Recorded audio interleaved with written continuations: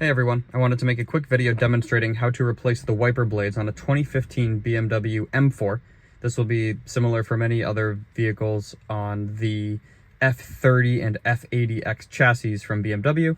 There isn't a concise video demonstrating how to do this, so here we go.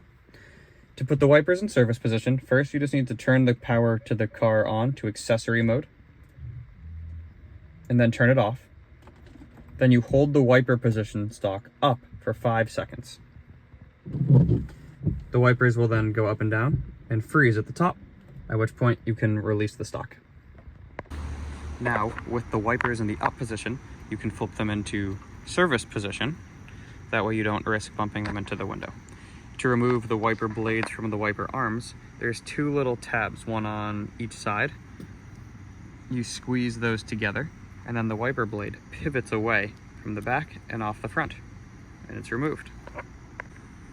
Attaching the new windshield wiper blade to the windshield wiper arm is as straightforward as removing it.